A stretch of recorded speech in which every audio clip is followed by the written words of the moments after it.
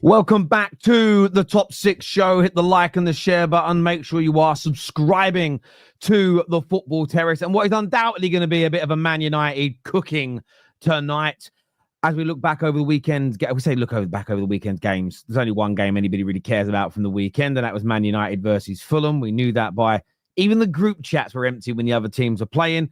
We're looking ahead at big Champions League and European fixtures as well. Brilliant panel for you today. Kate is back with us. Tom Little is here. Man like David and Henry Wright on the show. How are we all? We all good and well? Yeah. Felt a bit weird this weekend. The footy was a bit sort of crap, because after decent teams have been eliminated.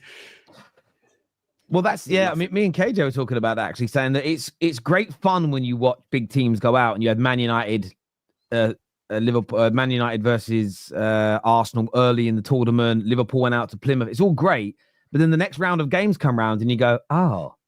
And I enjoyed the matches, but they're just. I suppose it's because the Football Terrace covers the traditional top 6 sides, and only like City played. But again, they played a simple team, and then Man United played on Sunday. So the other games, I suppose, from an interaction point of view, most of us are in group chats with other United, Arsenal, Tottenham fans. So yeah, it was a little quiet on that front. But I did think there were some good games. I thought I really thought the Newcastle Brighton game was great. It was a great watch. I actually enjoyed most of the Saturday games actually as well. Some really good FA Cup ties this weekend. So it was nice for me just to be able to watch matches that I don't have to do match reactions to. So yeah, I quite enjoyed it. Barring Man United going out. And we're going to be talking about that, ladies and gentlemen. Pressure on Amorim. A number of people want him out. There's also talk that there's already big pressure building behind the scenes. But he has himself come out today and stated that if there are any players that are causing problems internally, they're going to be gone before him. So it does feel a bit of a mixed bag at the moment with what's going on at Manchester United. As ever, I want to get everyone's thoughts, feelings, and opinions on that. We'll be covering and previewing Arsenal PSV. Absolute must-win for them to save their season and keep it going. PSG, huge game against Liverpool this week as well, which we're all looking forward to as well. And of course, we're looking ahead of the Europa League games as well. And a big mistake by Man United we're going to talk about in the lead up to that. We have a super chat very early on the show today. I want to thank the Red and Blue for this, first of all. But he says, when people call out Amorim, you always ask for a solution. You know what? If a surgeon keeps killing his patients, it's clear to everyone something's wrong and people rightfully call for a sacking. Do you think it's our job to give a solution? That's a really poor example, because what you're talking about here is no one's fans of the doctor. We're not fans of a hospital. And what I mean by that is if we were fans of a hospital, if we were fans of surgery, so if we went and watched surgery on a regular basis, if we studied surgery, if the vast majority of us that watch football were also echoed that into surgery, and a lot of us went to medical school, and a lot of us had an understanding of what takes place in surgery, so we actually had an opinion that holds a decent amount of weight, then I think your example would hold up. The problem is that you don't have people review a surgeon in that way. The people that do review doctors, that do review the way hospitals perform, that do have an understanding, they may not be as skilled as a heart surgeon that's just killed somebody, but they have an understanding of what should be done, the practices as an example. So yes, they will criticize, but what the hospital will ask them also to do is to help provide solutions to that problem. So I get where you're coming from, but your example has to be transferable. And as the last time I checked, there aren't 75,000 people standing around a surgeon watching him give heart surgery that studies every move day in, day out, and understand it. No one is playing heart surgery games, unless you want to include Operation, the kids' game. No one's playing heart surgery games at weekends. And so, yeah, I get where you're coming from, but I think it's a little bit of a warped example, if I'm being honest with you. I don't know what the rest of the panel think. Can you compare saying a manager should or shouldn't be sacked to a heart surgeon killing people? You can, but it's bonkers. Yeah. It's just it's a very messy example to use. Like, because again, I know what he's trying to say, but it's like you're implying that you're killing patients that are like that should be surviving. That's when it's like sometimes, do you know what I mean? It's like started and go like it's kind of all a mess anyway. So like life expectancy wise, if I look at United in terms of like winning a league title or like even winning 5 games in a row, they've probably been hit by quite a fast moving car. I'm not really blaming the surgeon at this point. And also, for being entirely honest, like ultimately, these heart surgeons have some of the most state-of-the-art equipment, and Amorim's got to work with Højlund up front. That's like giving a heart surgeon a dull scalpel with covered in rust and go and make that work. But also, I mean, Manishi with a great comment. He says that not if the hospital gave him a spoon instead of a scalpel. And again, there are all these factors. And I've seen a lot of people give me stick the last 24 hours for asking for solutions. As someone say, you're doing what Don Robbie does when he says there's no better manager than Arteta. Again, it's not what I'm saying. I'm not saying there are not better options. I'm asking to hear what those better options are. I'm asking to if you really don't think, and it's fair for people, and we're kind of already going into the session, but I'll hand it back over to you guys. It is fair for people to say, I think Amorim's got to go. You're allowed to hold that opinion. You're allowed to think the project that's been started is going to fail. But I always feel that if you're an adult and you're giving an opinion that you think something is going to fail, that you can explain why you think it's going to fail. If you could explain why you think it's going to fail, you must have an idea of solution. Now, you don't even need to give a name of another manager. Just give me an idea of how you think we should play, the types of pro players that we should sign. You've got to have at least that level, that type of comprehension, as opposed to every time your opinion is challenged, moving the goalposts and reframing it le blue and red. So, humor me. Give me a solution. And I guarantee you my response to your solution is not what you think it's going to be. Just give me a solution because I'm open-minded to it. The reason I'm asking for them is because I'm open to my mind being changed. But all I get is, well, what if you kill somebody in a hospital? It's not a solution for Man United. Yes, people get their like button here. Over to you guys. United were really, really poor yesterday. Tom, and we'll start with yourself. A lot of people turning on the manager, a lot of United fans now, even ex-players. I actually didn't know I know Gordon Hill's an ex-player. Do you guys have this in your fan bases? People that use the name of like a really old player at your club, but it isn't really them. Do you see that on socials at all? Like we have a guy that used to call himself Billy Meredith. There's no way he's Billy Meredith. I think Billy Meredith's been dead about 50 years. And I didn't realize this guy was actually Gordon Hill that played for Man United. But there's ex-players that have turned against United. The pundits are going in. And it does appear now that Ruben Amorim is bearing the brunt. His style, his system, his coaching has taken Manchester United backwards. There's also talk that his job's under pressure. How fair do you think that is, Tom? And is it right that he's getting this criticism, in your opinion? Yes and no, in the sense of, look, that I think what Amorim coming in has done is made an awful lot of United fans and an awful lot of just general football fans realise that Manchester United squad is not as good as people made out. It's not I said at the start of the season, I think it struggles to be a top half squad. All things considered, it lacks quality in that way. And I think that's what people are starting to realise now, that Manchester United squad is not good. It's not a top 4, top 6 squad. It can't compete with let alone the likes of Liverpool and Arsenal and City. I don't think it's better than Villa's. I mean, is it really that much better than Fulham's? So I think that an element of it, you can let the manager off. I've got a lot of sympathy for him because he's come in and he's doing exactly what was asked of him. When he came in, United fans wanted a manager who stuck by their principles, regardless of if it was going well or not, stuck by their principles, their play styles, their beliefs, and were able to make it work and were able to start clearing out the squad, implementing their style and their philosophy. To do that, you need to go through patches where the manager figures out who will work and who won't. Now, ultimately, United are also missing a number of important players to injury. Their best players since Amorim's coming in. Amad Diallo was out for the rest of the season. Mainoo's not available, stuff like that. So there is going to be an element of, inconsistency from certain players. And you're also now figuring out that the likes of your Rasmus Højlund, who you spent however much on, aren't good enough. What you can't do is once you figure this out, once this manager's done all this, go, get gone. We'll do it again and again and again. United need to get it right sooner rather than later. If the reports about the money situation that are to be believed, United don't necessarily have the facilities to keep doing 200 million quid for new manager every 2 seasons. They need to find a manager and make it stick. This is what Amorim is doing now. Is exactly what was asked of him when he came in the job. All he's done, to me anyway, is expose who works and who doesn't. And you can see by the fact that the one signing he's got to play his system, United fan, bar the red card against Ipswich, he's been one of the better players. Because when he's able to get players that fit his system, they work. Is it a rough time for United? 100%. United down in 15th.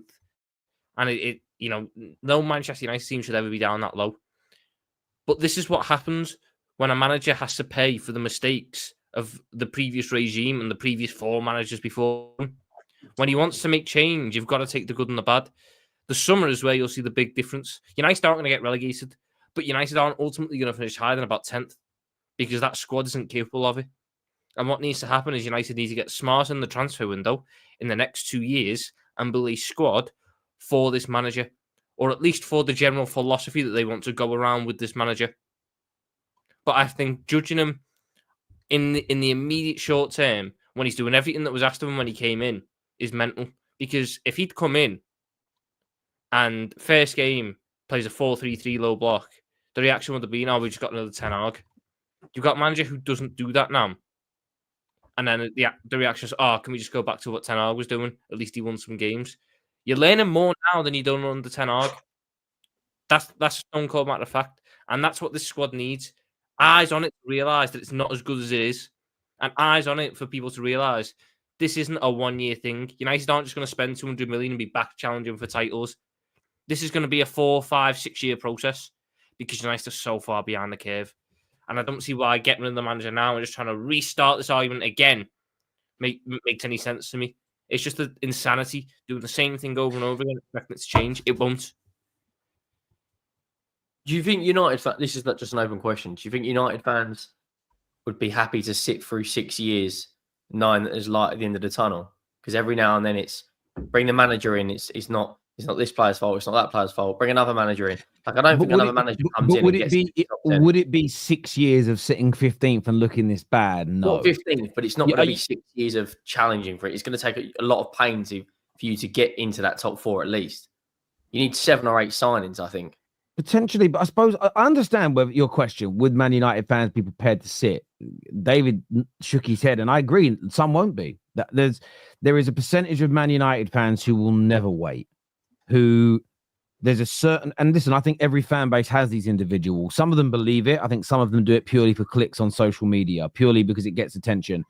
Some want an instant fix straight away. And they've set that standard knowing that it cannot be achieved because they're not stupid people. So they always get the opportunity to say, this man, this player, this person's a fraud. That percentage of people exists. So I'm at a point where I sort of ignore them to a degree because they've set an expectation that is so high considering where we are. They're the type of people. This is their expectation as an example. Man's 25 stone. He's just joined Pure Gym. And if he hasn't got a 6-pack inside 3 months, it doesn't work going to the gym. That's the level of expectation they've said. Doesn't matter how much weight he loses, how much fitter the man is, because he doesn't have a ripped body in 3 months, which is impossible when you're that size and that weight. I think even if you were to juice and do a lot of illegal things, I still don't think you could lose that amount of weight and get into that shape within 3 months. It'll be almost impossible. They set these expectations that can't be achieved. For me, one thing that's really interesting is a comment here I wanted to throw out from the Simon, who says it is no coincidence that coincidence that we have played our worst football under the 2 managers who have had the balls to tell these overpaid players the truth about how poor they are. Ralph Rangnick was right. Amorim is right. What's interesting is that every time it goes wrong since, or it feels like it's going wrong since Ralph, you get the revisionism of he was so right, But in the moment, when the players turned on him for calling them out, it was the same fans turning on Amorim who turned on Ralph and said, nah, man's got to be able to manage better.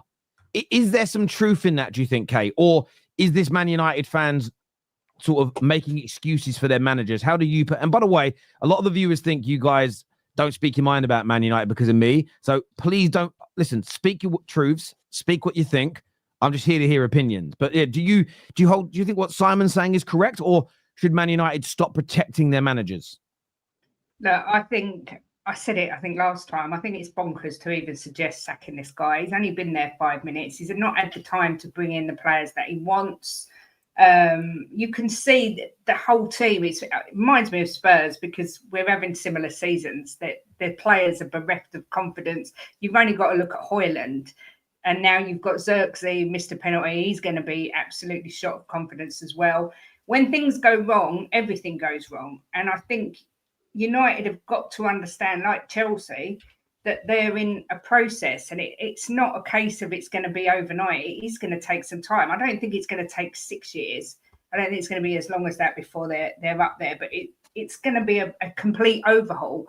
And it's not only Amorim, it's you've got sort of Ineos have come in, everybody's finding their feet. So everything's a bit up in the air, but I feel sorry for the guy. I can't help it. I think he needs time. I think he needs backing. You've got to give him, for me, you've got to give him next season, maybe the season after that. I just don't see the value in sacking him at all. I think it's just going round and round in circles like we do and getting absolutely nowhere. If you don't stick with someone eventually, what are you going to do? Just keep doing it. I get it that Man United have got higher standards than Spurs. People always say, well, you don't get it because you never win anything. I get all that. But at the same time, football goes round in circles. Tottenham, Man United were at the top, then Arsenal were at the top, and Man United will get back up there. You know, everyone has their time, but it's just a full rebuild that's required. And I literally just think it's utter bonkers to even suggest sacking this guy after he's been here for such a short amount of time. I mean, Ten Hag only stayed for as long as he did because he managed to sneak a couple of FA Cups. If Amorim wins the Europa League this year, are people still going to want him out? I mean, I don't get it. It's the modern day football. Yeah, I hear that. I mean, this here from Stu, it says Areola would transform United. Look at the Bournemouth epitome of a Mickey. I mean, they're not a Mickey Mouse football club. Again, I think you've been disrespectful there, Stu. I don't know who you support, Stu. I'd love to know. I hope it isn't a club that's only top at the moment because it got a really good owner who's worth hundreds of billions. I hope that you know when you're out there saying that. But equally, this is what about Areola. This is what was said, and this is why I push back on the idea of just changing manager. When we went for Amorim, the view was, damn, that's a coach. When we brought Ten Hag in, the view was, God damn it, that's a coach. I remember when we brought Ragnick in as an interim, we did the Friday night on the Terrace show that night, and everyone in that room, this is the man that taught Klopp. This is the man that invented the Jurgen. Oh, no, look what United have gone and done. So forgive me for not just wanting to go, right, well, let's move on to the next hot property. I think one thing Man United fans have got to wake up and realize, I don't think it matters who the manager is. I think if we're going to be serious about building a squad with the long-term capabilities of winning the major trophies, with the right attitudes and behaviors, I always think there was going to be a backward step first. Because someone gave the example yesterday, and it's a good challenge. Eddie Howe went in and improved things. Didn't instantly. It took him a while and a couple of transfer windows, but they improved. Why can't Man United and Amorim do that? And you think about the two scenarios, and they're so different. Man United is a bloated workforce who have been overpaid and have underachieved. Now they're being told, and Amorim today has come out, and I'll quote what was said today. Amorim himself come out and has said that he has warned that if any Man United player who's deemed to be harming the team or squad will be shipped out this summer. We haven't done that enough in the last 12 years. We have adapted to the players, and we have backed them and talking the board and the hierarchy. So what we're seeing at Man United compared to the Newcastle situation is a team full of overpaid, underachieving players that you're going to be moved on, which means you're going to take a pay cut because no one's going to pay you what we are. We're shipping you out. We're not putting up with it anymore. Versus the Newcastle team, and we're told, look, there's all this new money, all of this new facilities. If you want to be part of that and eventually earn more money, work your backside off and you'll stay. The situations are fundamentally different. So, of course, you're getting a different response. from particular people. Like Casemiro, I'm not saying he's downing tools, but he's already said through the press, well, unless I get offered the same money elsewhere, I'm not leaving. Again, that is not the type of attitude that you want and need, but it's a legacy issue due to 12 years of mismanagement of the football club. So the thing that is, I'm not married to Amorim, the coach. I'm married to the idea that we have to pick a coach and a style of football and stick to it for a long period of time, change the culture completely, and we're going to have to go through these backward steps to move forward at times. Why do I think that? Well, if you look at most clubs of our size that have had to go through seismic rebuilds to get back to the top, that's generally the way it works. I keep asking for this example. Help re-educate me, change my mind, show me what other teams of similar size to United, who have been dead for 12 years, who have got a toxic fan base that are at each other's throats, a completely flawed and unbalanced squad. Show me a quicker solution. Show me a different way. Show me the examples of where this has worked. I can't find them. So that's why I find it so hard to go, yeah, let's just do what we've done the last 7 times that have failed. I'm not saying that's the wrong solution, 100%. Maybe we sack the manager in the summer, Areola comes in, I'm using that example because of the comment, and it clicks and it works. But I don't believe that. Some will say, well, Terry, I don't think sticking with Amorim will work, and that's fair as well. I just want to try something different. Le Blue and Red here says, it's not my job to find a solution, mate. That's Ineos's job. But the Red and Blue, we're having a conversation. We're having a conversation like normal people. It's not about trying to catch people out. It's about having a conversation. You're telling me something isn't working. I'm agreeing with your standpoint for argument's sake and saying, okay, cool. Like, what would you do differently? It's that's not how you and your friends talk, is it? You and your friends don't sit there in the pub or in the staff room at work or at your mate's house and you go, and I'm going to make up an example.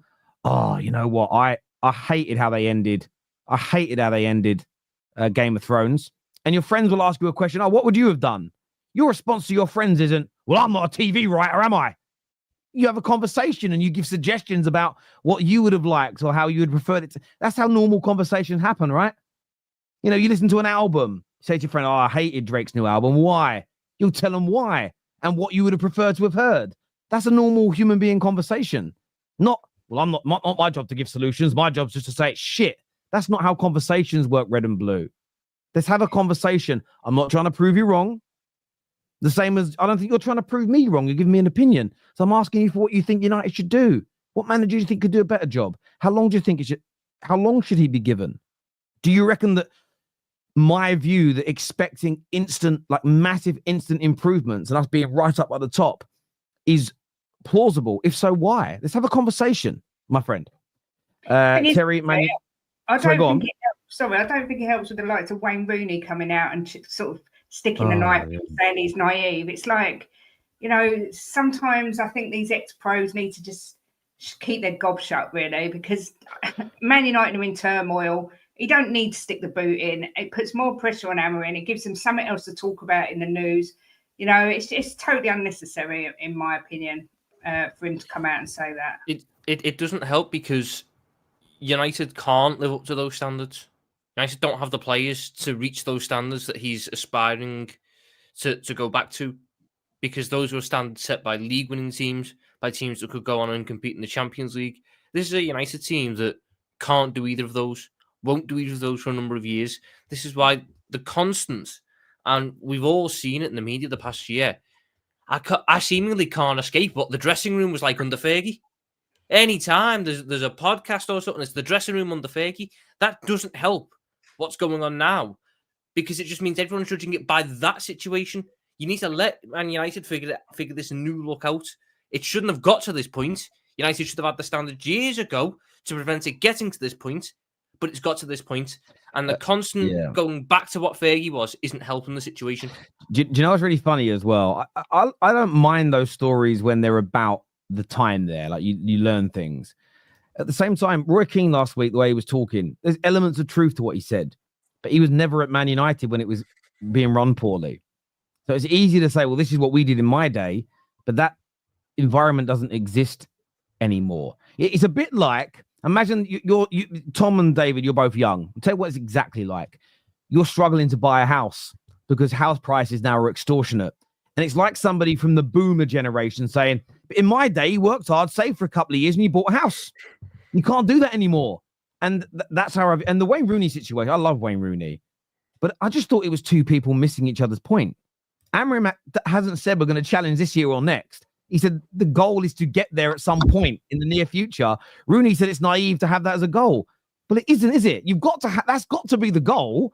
But if he comes out and says, I want to just stay in the league, everyone would rip him to pieces. You know what I mean? It's like, and this is where the media is shit. Because again, if the BBC were doing their job properly, they would have said, actually, Wayne, he meant over the next 3 to 4 seasons, by the end of it, he wants to win the league. And Wayne would have gone, oh, that makes sense. And it wouldn't have become a story.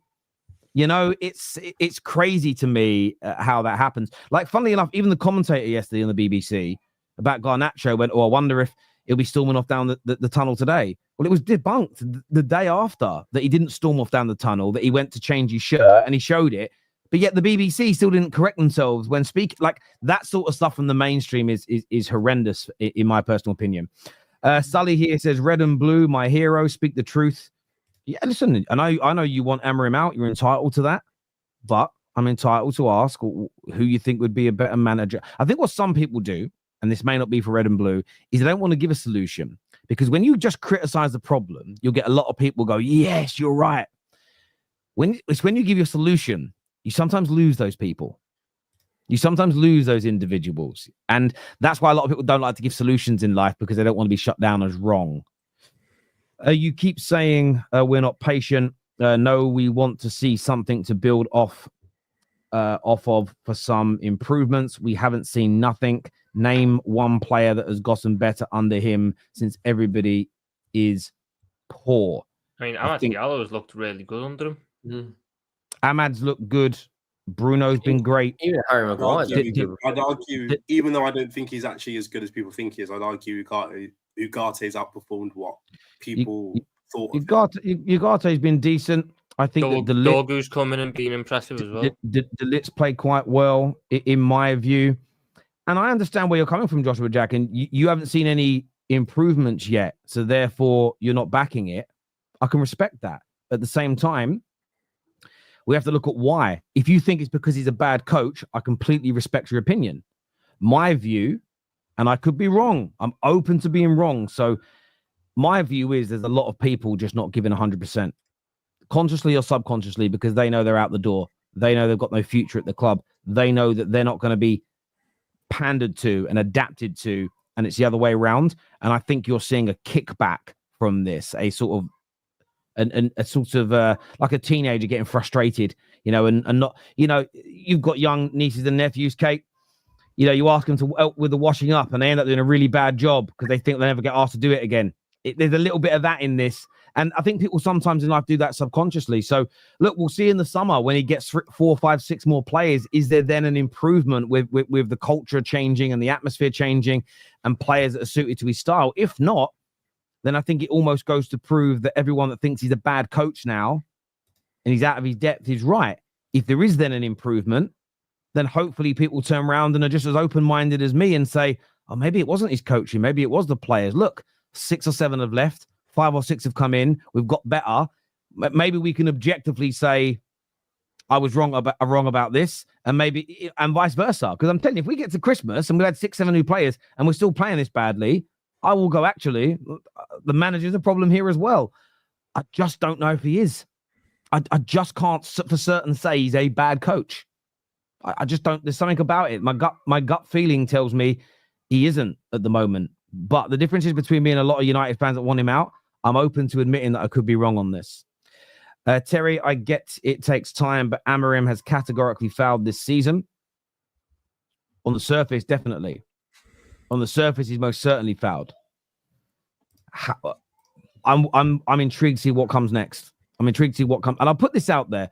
Let's say we do get rid of 6 or 7, bring in 6 or 7 in the summer, and we're a much better team next season than we expect to be. Maybe the foundation and the pain we went through this season was actually a good thing for the future. And the reason I say that is because that's exactly what he did at Sporting. And it's exactly what he told us would happen when he came in. So this isn't me making something up out of nowhere. There's a history of it. And he also said the first 12 months is going to be we're going to suffer a lot. After that, you'll see the improvement. So I said it last night, and I'll say it again. He was very honest about this, David. He literally said, it's going to be really shit and we're going to get exposed loads in the first year, but then it will pay dividends. So do you think maybe there's an element here, David, of fans just maybe they didn't take him too seriously to begin with? Maybe they thought he was spinning a line, but it seems like what he promised is actually happening to a certain degree. I mean, it happens all the time. People just don't want to listen. And again, I don't think your fan base is prepared to go through the pain of a rebuild. Same with my fan base. But when your manager says, oh, I don't think we're quite ready to do this or we're quite ready to do that, everyone goes like, why are you saying that? What's wrong with you? And it's like, no, it's just that your manager sees your squad day in, day out and knows exactly the level of what he's expecting. So sometimes take your manager, the guy who's watching your players day in, day out.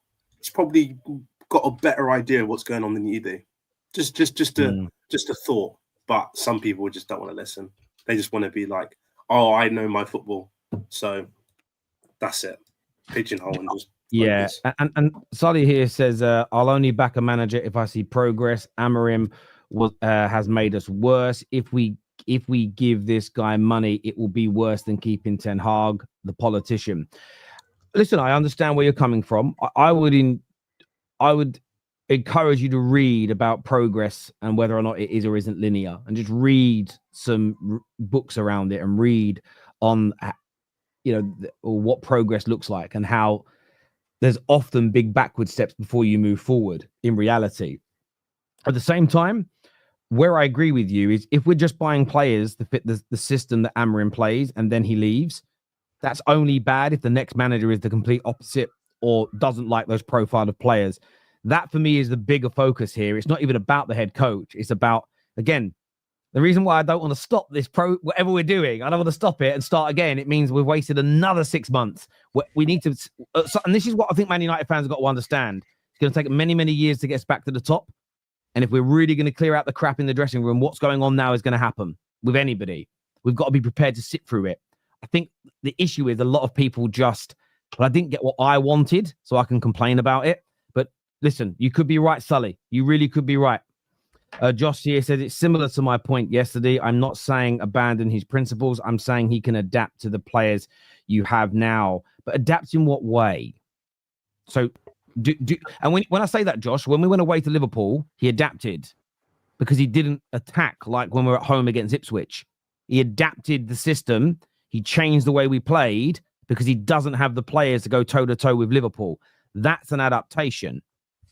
So I want to know what you mean by adapt his principle, because the way he played away against Liverpool was different to how he played at home against Ipswich. Both games we actually played quite well. Both games we got positive results in. When you say adapt, can you be specific in what you mean, please, Joshua? I'd love to hear your take on that. Go on, the Tom. part I don't get is the whole, you should adapt his plays. So you go back to why you got rid of Ten Hag and why you didn't like Ten Hag much was because he went away from his profile and his philosophy and went to play this style of football. What Amorim's doing is showing you what players are good enough to play the style of football and what players aren't.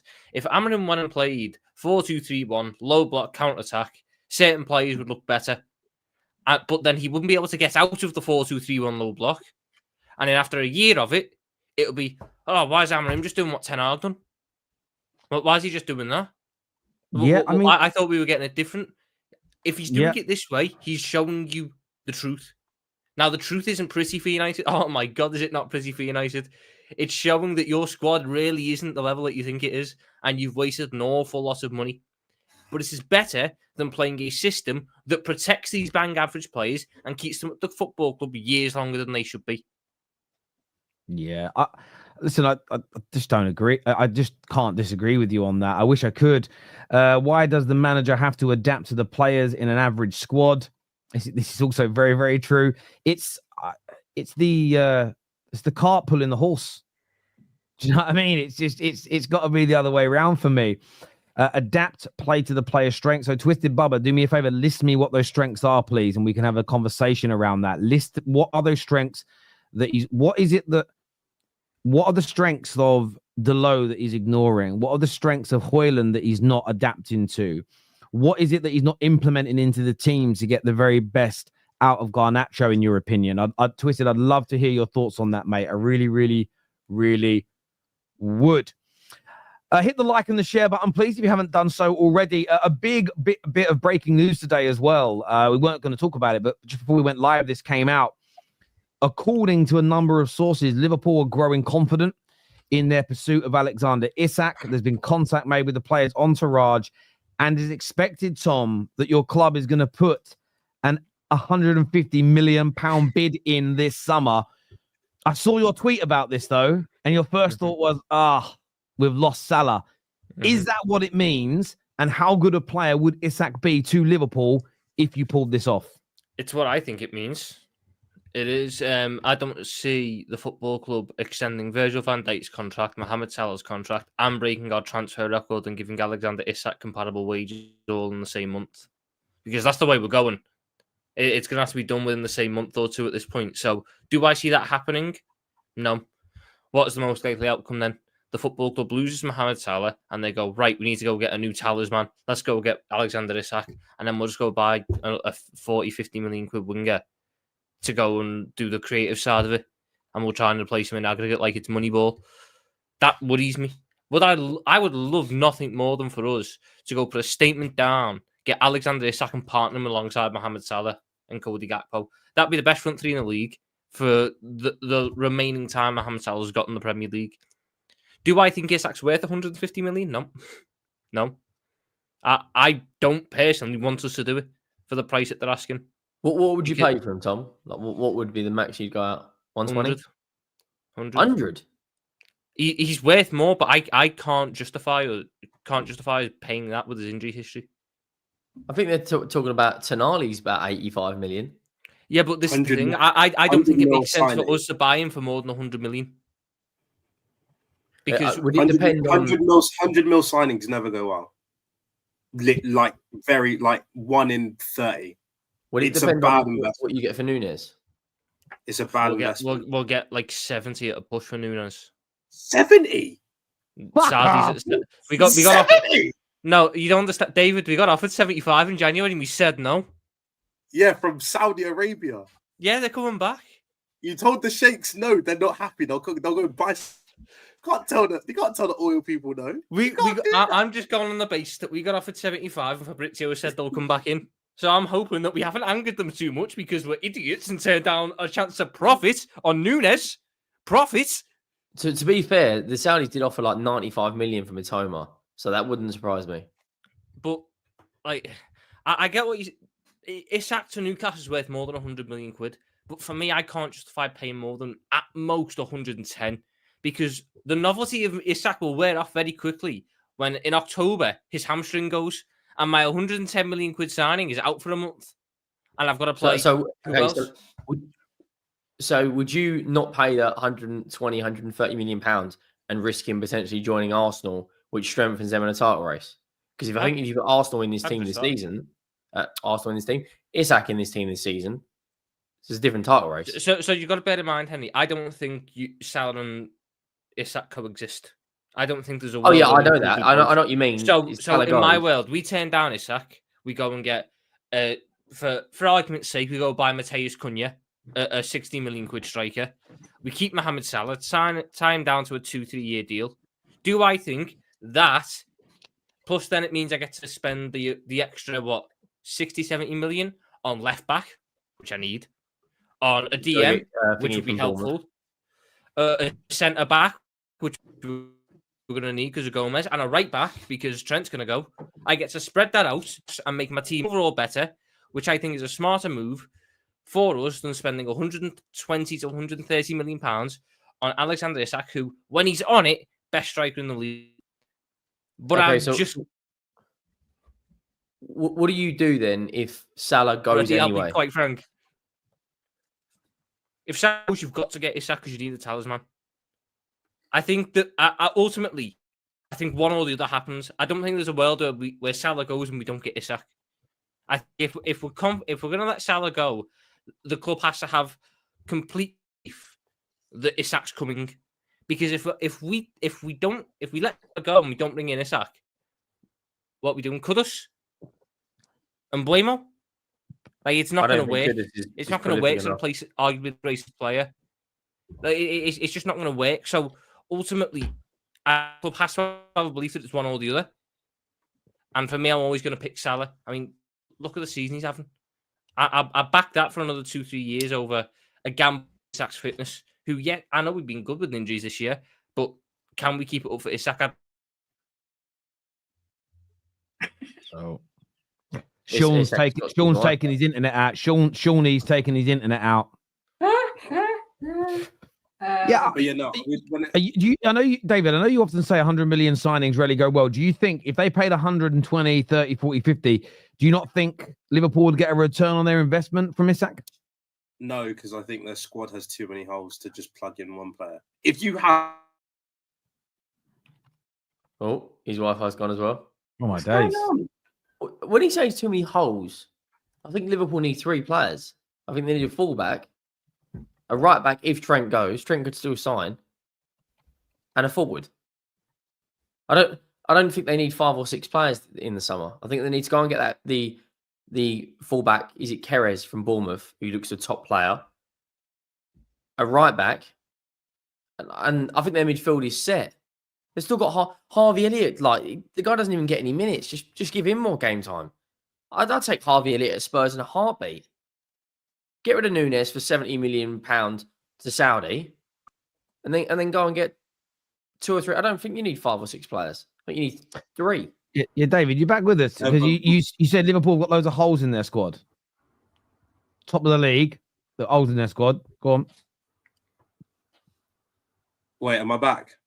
Yeah. Right. Okay. My point is that Liverpool they're losing Trent.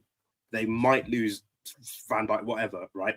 My point is that in order for Liverpool to replace those players, they have to spend a lot more than just, unless Liverpool have some magical money ball, we're going to sign Andrew Robertson for 10 mil again. Unless they've got 4 of those, they need more. They need more to keep up this level. Because again, as everyone says, when you're at the top, the thing you have to do is improve. You can't just maintain a level. So I think if you drop 150 mil on Isak, yeah, Isak's great, but I'd say he's worse than Salah. But to be fair, in a Liverpool system, he could be as good as Salah. It's not out of the question. But then they've then got to find that level elsewhere, but also improve on it in order to stay at the top, because other teams will get better.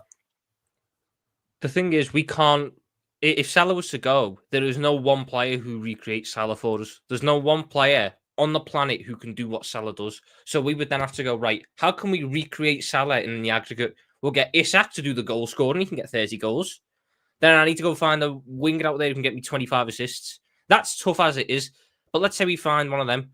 He'll cost me close to 100 million. So to replace Mohamed Salah, I've already spent 200 million. That's probably the Núñez money, the Diaz money, the Kelleher money. So all the money that was using in my squad going, right, I can sell him and then I can use that money to go get all the other holes. Because I don't disagree with David. There are holes in the squad. We're going to need a centre-back in the summer. We're going to need a left-back in the summer. We are going to need a right-back in the summer. And we definitely could do with at least one DM and arguably even an attacking midfielder to back up Dominic Szoboszlai.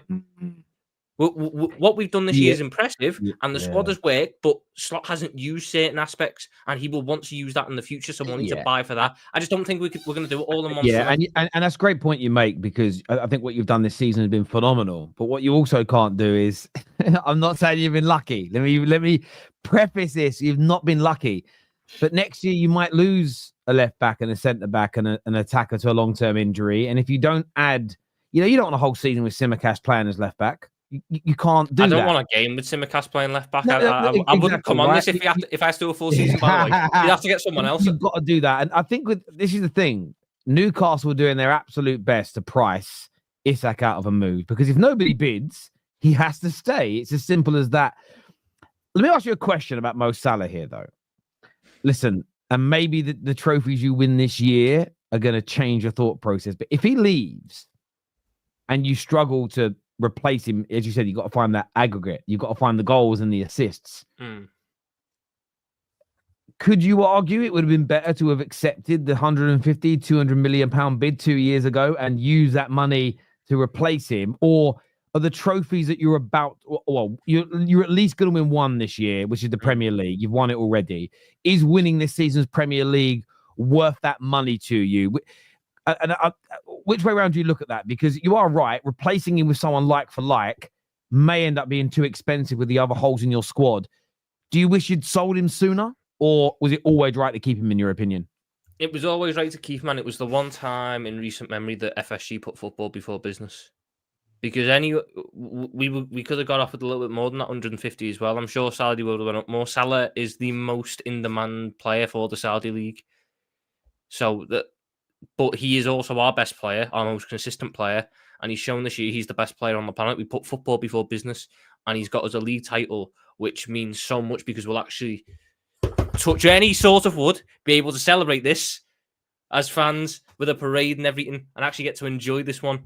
So that means an awful lot, and it's, you know, a record equaling title as well. So that's worth it for me. Plus, if you want to put your business hat on, Salah's won us how many points this year in both the Premier League and Champions League? How much prize money is that worth? Does Brian Mbeumo, as much as I think he's a decent player, do that? I don't think so. So I don't think it was the smart move to sell him a couple of years ago, and I do wonder how we'd go about if he was to go replacing him, because I can see the Isak point, but like finding a creative winger, there just aren't them on the market. Red Gorilla here says we will get Isak and Kirkes and squad players for the CM and CB roles. What do we do for right back then? Bradley, and then when his hamstring goes, who goes on the right wing? I'd like to think it's Salah. Like, would you put Harvey Elliott out there? I was gonna say it's got to be. It'd be Chiesa, or you'd keep Diaz and play him off the right if you weren't going into the market. Right. Like the squad can't. I also don't think this squad can take losing. Oh, he said Salah stays. Salah stays. The squad couldn't take losing two of the three big guys. I think we can afford to lose one, or we could survive losing one. But if Salah and Trent went, I think that'd be a bit too much. Especially because of the standard that they've got. I get the business, the football over business side of things, but if you were to lose all three, it's the money you could have got for them all a couple of years ago. That's the thing, because replacing them is so hard, because they are, all three of them are world class. And you know, if you were actually to go out and sign a world class right back, a world class centre back, and a world class attacker, you are looking at £300+ million. Like, it's as simple as that. The Trent one's funny because I looked at 250, baby. There's no right. The right back market's horrendous. The right back market is so bad in terms of options. Like Kyle Walker-Peters is a genuine option that I've got to consider because he's free and he could tie me over for 2 years. Like this is how bad it's gotten. I've got to consider 2 years of Kyle Walker-Peters and hope that in the 2 years a good enough right back comes available. But David, this is my point. My best option to find a Trent style of right back was João Mario from Porto. Wow! Like I'm not exactly. No. I would rather Kyle Walker-Peters. I'd rather Kyle Walker-Peters than. I think Matty Cash isn't he leaving Villa? Slip back. You and your slick back hair, brothers, isn't it? Do you know what I mean? The wet back hair. Come on. Told you, you're going to get Pedro Porro. Told you this. Oh, yeah, God, I've said Pedro Porro. Agent. I'm not buying Pedro Porro. I watched him against Manchester City. I've already got a right back that can't defend Doku. Don't need another one. Do you know if I was Liverpool, because of your pool, because of who you are, how about trying to sign Ben White? No. What? They should go get Tino Livramento out of Newcastle. That's what I would be doing. Yeah, but they're not going to. But Newcastle are not going to let Isak go for that money and then sell anyone else, are they? Yeah, fair. The thing but is, I think, me personally, I think that's one of the better right backs. That's one of the best right backs. But the thing is, Conor Bradley is kind of that mold of right back in terms of a lot more athletic, up and down the line. What I think we need at right back to go alongside him is the guy who can do the other side of it, be a little bit more sit deeper. I'm not buying Pedro Porro because you missed the next part. Actually able to defend against a winger. Oh yeah, So Porro's out. I need a different option. The Right viewers back. have also said, how about like Frimpong or Dumfries? Like, how would you feel about Frimpong or Dumfries? So quite a few people in the comments are mentioning those two.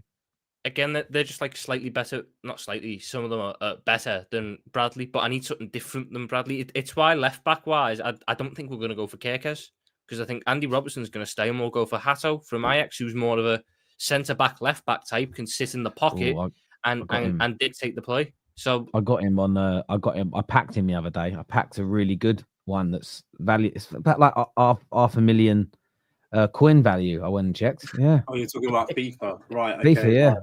Right. Bagged him. Retired from that game. That game's not worth it. Why? It's expensive, isn't it? It's like everything. No, it's not. No. It's more stressful than anything. Stress. When I used to play, I used. No. Do you know what's really funny, right? Do you know what's really bad? I was such a bad dad, right?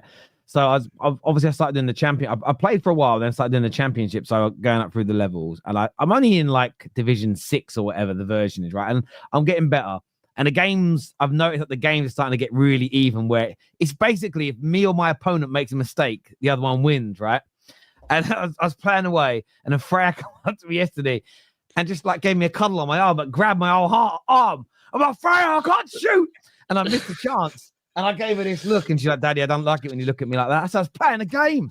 She's like, it's not real though, is it? I went, no, it is. I'm playing someone. Yeah, I felt bad afterwards. I was about to shoot. It was a great bit of play.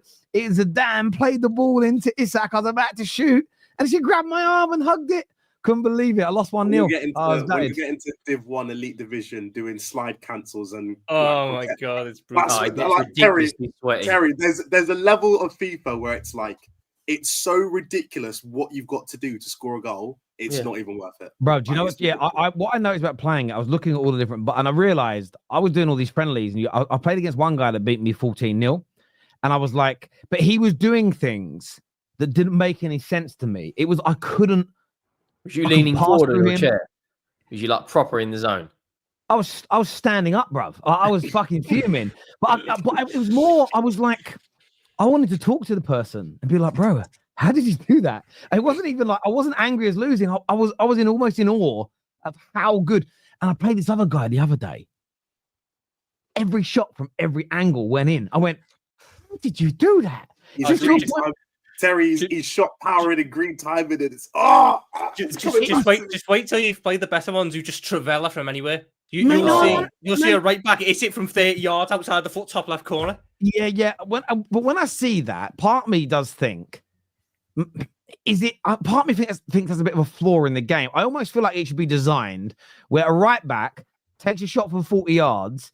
In real life, that don't go in. So it's almost like they shouldn't be able to. But then I get it's a skill, and it's a skill and being able to use it. But yeah, FIFA's. How do we get onto that anyway?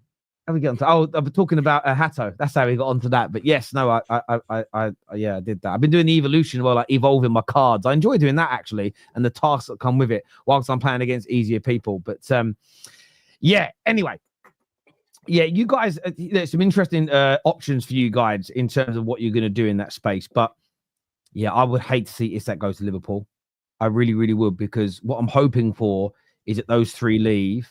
FSG have a normal FSG summer, and you sign like 3 players for about 100 million combined total, and you guys do the whole we can't spend because it isn't good because of living wage and stuff like that. And I hope you do up all that PR and you regress, because if you actually, I know Salah leaving is massive, but I think someone like Isak does replace a lot.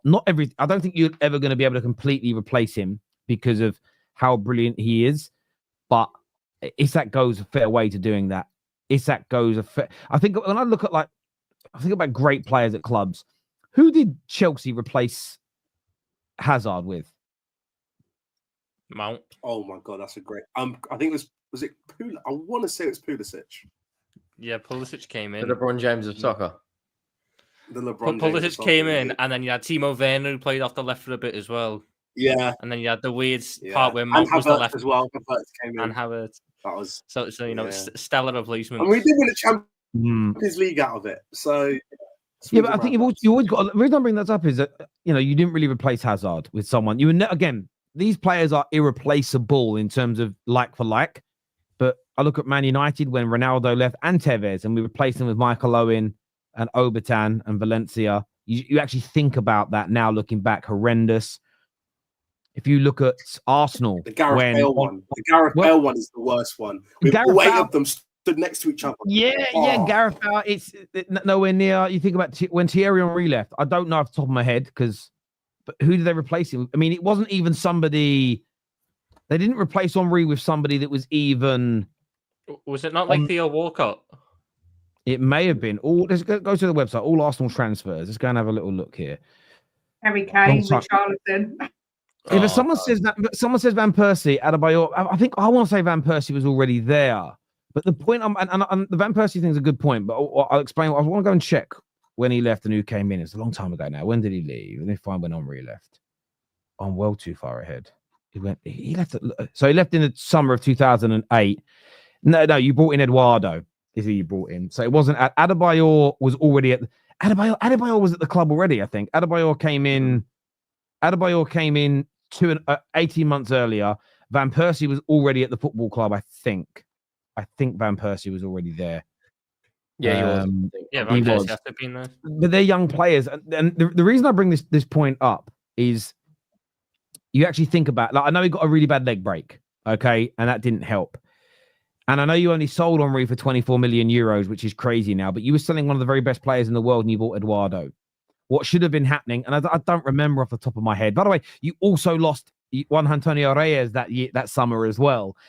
And I just look at it and think, when you're losing one of the best strikers in the world, what you need to be replacing them with, especially at this point, Arsenal was still a team that could win Champions League. You were still in title races. This wasn't bad Arsenal. You got into a Champions League semi-final the following season where Man United beat you. But can you imagine if you'd have gone out and signed another one of the very best strikers in the world that year? There was a difference. And that's why I'm looking at Liverpool. And you can go through some Premier League examples where the best of the best attackers have left. Ronaldo, as we've mentioned, Henry, Hazard. The only club, and it took a year to do it, when Aguero was replaced, it was by Haaland, who, as a finisher, is better.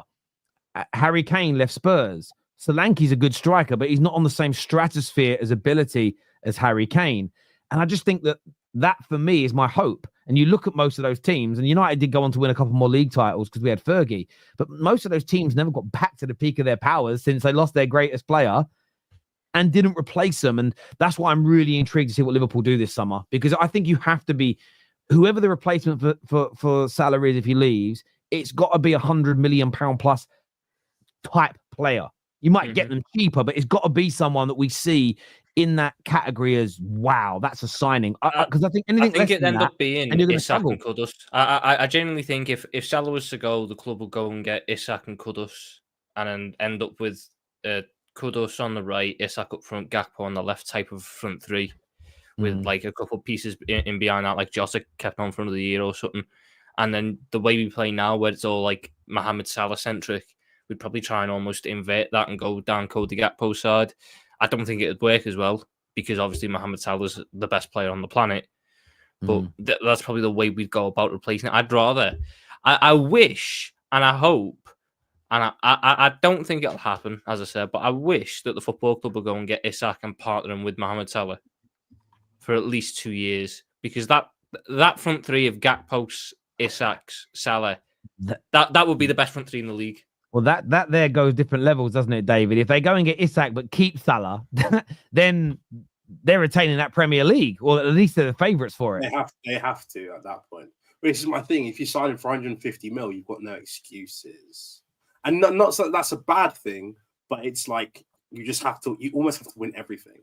Because again, me personally, I think Mbappe to PSG is a flop of a signing. I think Neymar to PSG is a flop of a signing, because even though they performed really well for PSG, didn't set out the goal that was set for them. And if you sign Isak and you have Salah with him and you still keep Van Dijk and Alisson, the goal has to be winning numerous leagues, multiple Champions Leagues, or you've got to win 2 Prems in the Champions League while Salah's still performing over the next 2 years. In my opinion, because that's the only way that money's really worth it. It would be a statement of intent, which you'd think would lead the football club on to trying to maximize this window of opportunity that we've got. Would they do it? I have no idea. But if they're able to keep Salah, keep Van Dijk, and I'm not including Trent. I think Trent's already gone. But if they're able to keep Van Dijk and Salah and add Isak, and then start adding the right supporting pieces around in the defence and maybe one or two in the midfield, I think that's a squad that definitely should retain the Premier League, because I don't see, barring a Man City 400 million quid window, what other team catches up in that time. I don't think there is a team that catches up or gets that much better over the summer. You know, you just said you think Trent's gone. I think this year's Champions League campaign could be a deciding factor, and he stays. Because let's be honest, winning a league title, you're going to beat Newcastle in the cup now for me, because they're going to be aren't they without Gordon, and didn't Isak pick up a knock yesterday? Yeah, Gordon wanted to sit with the Scousers in the home end, so he wants to sit with his family. But the likelihood is you're going to have minimum 2 trophies a season. If you go and knock out Madrid in the Champions League, and let's say you go on and win it, and you do this, whatever they're calling this treble, if that doesn't make him think... Three trophies, it's called. Okay. 3, whatever. This, we'll call it, I think it's still a treble, though. It might not be the treble, it's a treble. If you go on and do that, what more has he got to think? I've just won my second league title. I could win a second Champions League. Like, don't get me wrong, Madrid, okay, they're the holy grail, aren't they? And his friend Jude Bellingham's there, but he's a local lad who's could win it all this season. Like, that's not the turning point. But then that will be his reason for going. He'll say, I've done it all at the football club. I need to go somewhere else. I need to go and broaden my horizons type thing. That's the line of thing. That I think he made his decision to go when Klopp announced he was going. He deliberately wants to put himself in this situation, hence why he only signed a 4-year deal back in 2021 when everyone else was getting 5-year deals, including Jordan Henderson. So he clearly wants to put himself in this situation. So in 2025, at 26 years of age, he'd be in complete control of where his career goes. And I think that decision's been made for a while now, and I just don't like the way that we've got complete radio silence from it. And it's almost, it hasn't managed to, but at times it did mask over what's been an incredible season, the whole drama between Madrid and Trent, and how it's carried over to us. So if he wants to go and be with his husband, Jude Bellingham, he can go. It is what it is at the end of the day. Salty, mate. So salty. Yeah, massively. Salty. He's dead to me if he goes as well. Legacy's gone. He's with McManaman and Owen and them lot. But if he's going, he's going. I think he's made that decision already, though. And we got Conor Bradley anyway, so just give him new hamstrings and we're motoring. Yeah, look, I think... sorry, I was reading the comment that come in there. I get why you're angry towards him. I do. Look, it's going to be an interesting one. How do you think Liverpool are going to get on against PSG Wednesday night? I think it'll be a bit of a nervy one. I think we'll try and defend in the way that we did against City. Try and limit PSG more so than go at them, because you know we second legs at Anfield, and you'd always back us at Anfield. So I think the first leg's just about making sure that the tide doesn't get away from you. If we can leave the Parc des Princes with the draw, or even a scrappy 1-0 win, you take that every day of the week. I think that PSG have a frightening attack, and it's in the areas where we're not necessarily the strongest. I mean, Barcola and Kvaratskhelia against Trent and Robertson, I'm all right. I'd rather not, ideally. But in the same breath, we can hurt them. We do have the best player on the planet in Mohamed Salah. I think our midfield can go pound for pound with them. If we can just, ideally have Jota fit and firing from the start, Gakpo fit and firing from the start, I think we can go, pound for pound and get a decent result there and take it back to Anfield, where you should be getting the job done every single time at Anfield, especially on a European stage.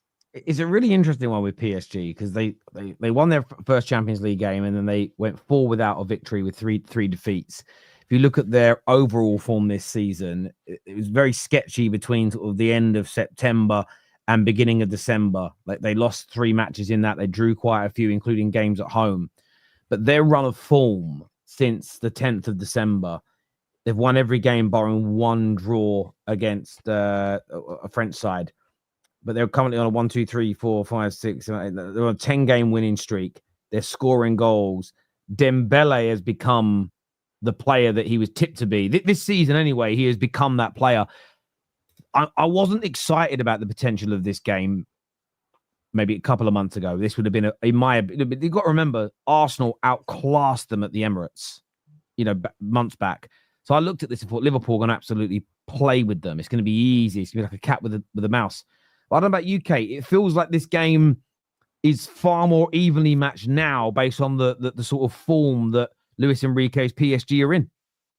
I was reading about PSG before we came on air.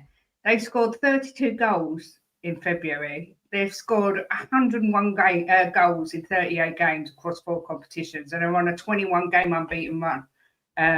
I just can't see Liverpool getting anything at their place. And I think Tom's right. It's whether you can keep yourselves in the tie, because I think that it's not just Dembele. All their goal scorers are whacking in goals left, right, and centre.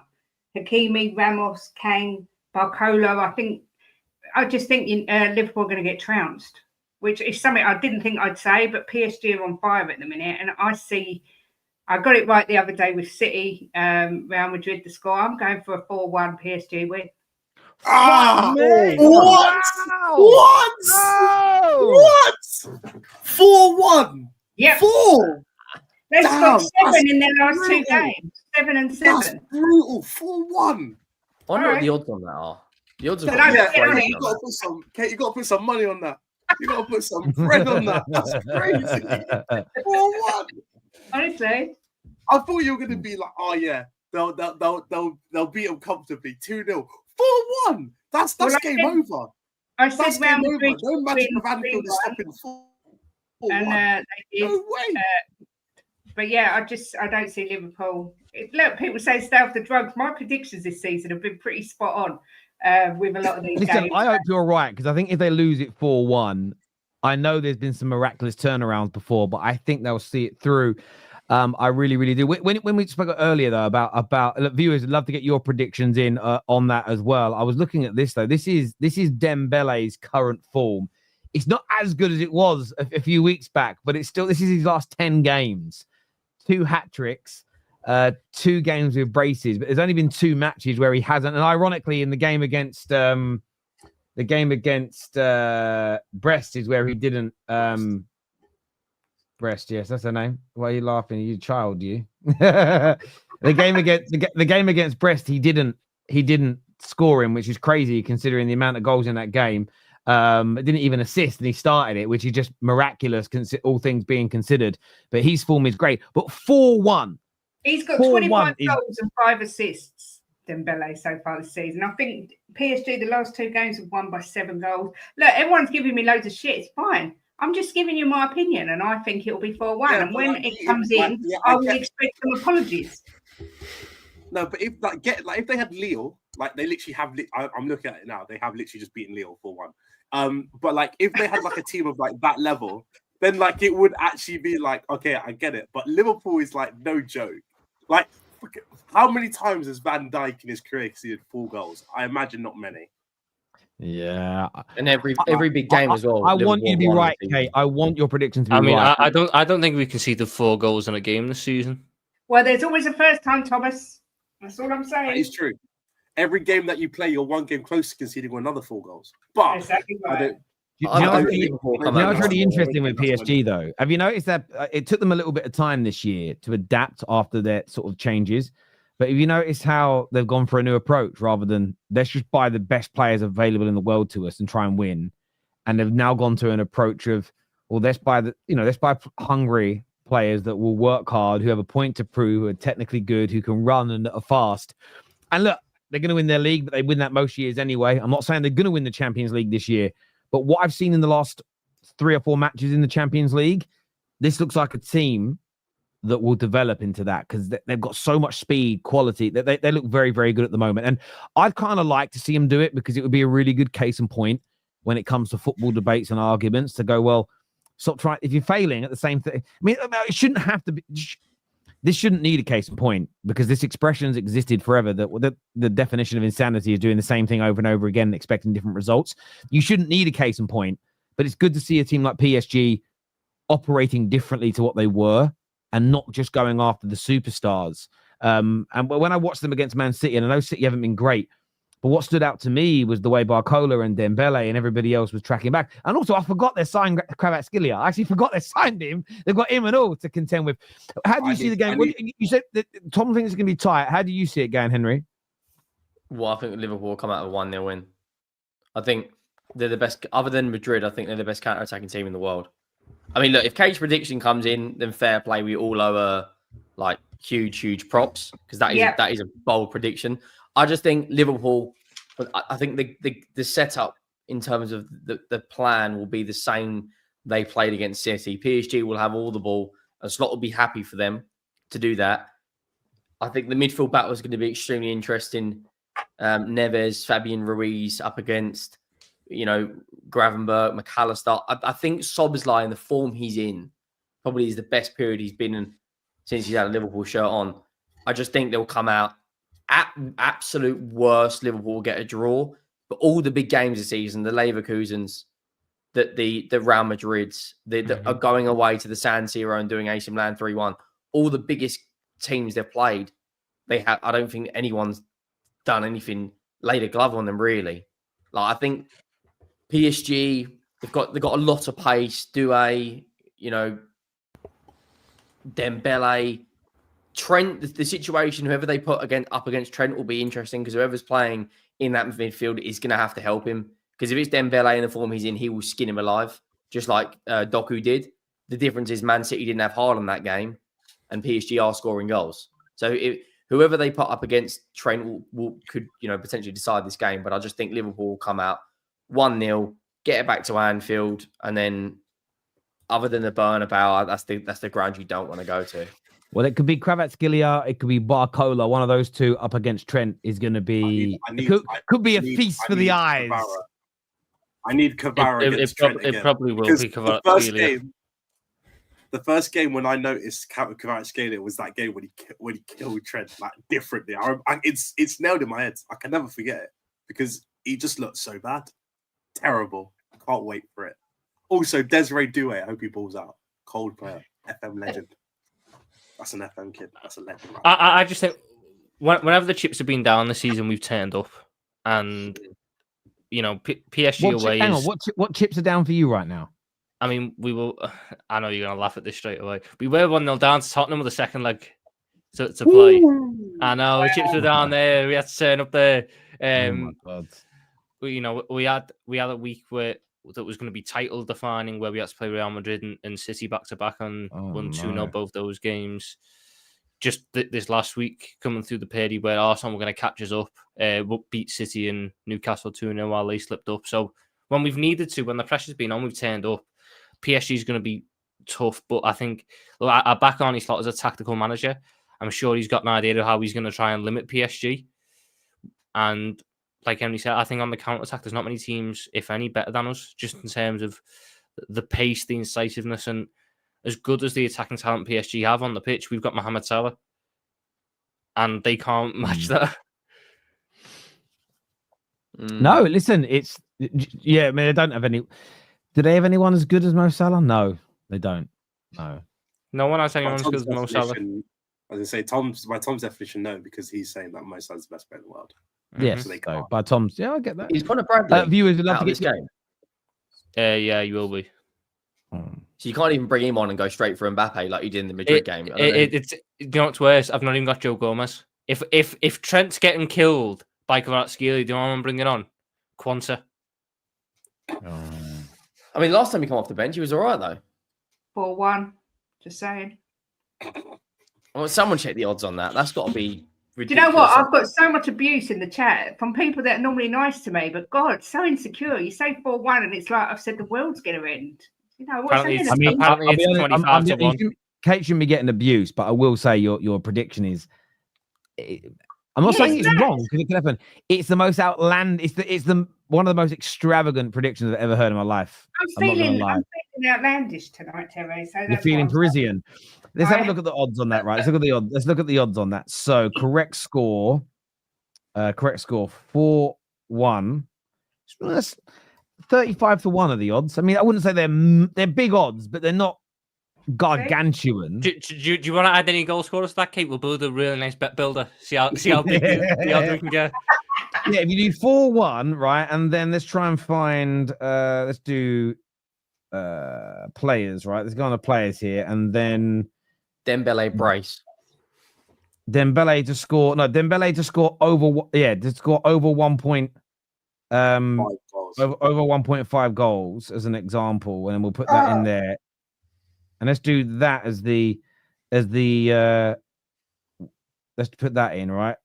So you only get 45-1 for that. So that's rubbish. It's because the bookies fancy it as well. That's all I'm saying. They've not put mad odds on it. It's true. Listen, we're going to go to some more super chats in a minute, but before we get into Arsenal versus PSV and their need to win, a big update from Fabrizio in the last half an hour that things are very close to appointing the new sporting director, Adrian Berta, I think is how it's pronounced, the ex Atletico Madrid guy coming in. He's been pretty much at the helm through what has been a fantastic decade or so for Ati in terms of how they've operated, the trophies they've won. And we all know the importance of top-class sporting directors now. Yes, the manager always gets the credit, the players always get the accolades and the legendary statuses. But we, Liverpool fans sitting here, we know that they know exactly what Edwards did for their team as an example. City fans are forever grateful to Tiki. Is it Tiki? I probably said it wrong there. Tiki. Well, yeah, him. That guy, that Spanish guy, is leaving. I always say his name wrong, but they're grateful to him. The other end of the spectrum, Man United with Ed Woodward's, Chelsea fans right now with their sporting directors. How big, David, do you think this is for Arsenal to bring someone in who really does have the pedigree at the highest level of running a football club? He can't do worse than Edu, because Edu had too many people. He was like, oh, you know that Bruno guy? I think he's quite good at football, and then just didn't sign him. That would have been quite useful right now. So as long as you know, Arteta doesn't have complete control of transfers, and it is actually a sporting director, and he identifies what he believes is good enough for Arsenal, then they should have far less holes in their squad than far less problems in their squad than they do currently. So I think it is a good appointment overall. I don't know much about his record at Atletico Madrid. His record is very good. I mean, he signed João Felix for 100. I think he's something like that sort of massive. Was he the one who bought Conor Gallagher? Yeah, he did buy he who shall not be named. Indeed, no, he left. So he brought in Rodri, Griezmann, Oblak, Matheus Cunha, Diego Jota, Luis Suarez. Because he was actually, but he did buy the João Felix thing. Is sticking in my head. João Felix, every director of football has a dud in there somewhere. Like Man City don't get it right all the time. Like before he was director of football, he was technical director or so we still have to say on the but he didn't have the final say in the 2015-2016 season when they were pushing for the second title, and he brought in Kieran Trippier and he brought in Fernando Torres, and then the season after that he brought in Luis Suarez. His hit rate is very good. I think. When did he join? He joined 2013, and then joined 2013. I think. No, I want to say he came in 20. Yeah, you're right. No, you are right. I'm behind on the years. He's been in that amount of time. I will say this, right? Because it's Arsenal. In fact, all this will happen now no matter who signs a sporting director. Everyone can go and find the busts. But it's not just about the players that you sign. And he signed some brilliant ones as well. It's when you consider, yes, they're I think they're in the top 20 turnovers in the world of football. I think they turn over around 400 million a year. But when you actually look at the financial might of Barca and Real Madrid that they're up against, the fact that he has been able to be that conduit between Simeone and the president and who runs the club, it's maintaining the culture, the standards, and all of that for that amount of time. And we all know that Diego Simeone can be quite tumultuous. I think handling and working with a manager like that and being his boss essentially, but maintaining that relationship, I think all of that is a far more sophisticated look at how good he could potentially be for Arsenal in the Premier League. Yes, you can probably go and find 5 or 6 players, subjectively that you didn't like, some that objectively you can say that didn't work. But by and large, what that club has achieved, considering who they've been up against in the last decade, I think has been phenomenal. And I bet if you were to ask Diego Simeone, and this is what I would say to all the standard FC out there, if you were to go up to Diego Simeone and ask him how important he's been to his successes, I guarantee you he puts a lot of it down to him and puts a lot of props his way. So yeah, I'm not gonna lie, as a rival, I'm a little bit worried about this if I'm on it. I was hoping, on a Man United fan perspective, I was hoping for a friend of Mikel Arteta's to get this job. You as well. Not only that, does this not tell everyone that Arteta maybe doesn't have as much control as people thought, because they're actually bringing in a top class technical director of football, whatever you want to call them. I think looking at it from the way the team operate and the club operate, now that Arteta most likely will be the head coach, that surely that's a step in the right direction. Even if Arteta does go next year, knowing the fact that above Arteta you've got a decent, football brain. That's one of the problems with Man United and Spurs, while we are in such bad periods right now, because we don't have anyone above the manager. I mean, you had a bloody accountant, and we've got, I don't even know who, Lange, who basically distributed everything else at Aston Villa. Like, having a Lange and Ange. Yeah, I mean, so having a top class director of football. I mean, look at City. I mean, that Tixi Berkenstein, what he did at City and Barcelona, is part of the reason why Guardiola has had that much success. I mean, having someone above him. I mean, to get Rodri, what was it, for 24? I don't know, is it 34 or 24 million euros? And then now he's a Ballon d'Or winner. Like, his hit rate is very good.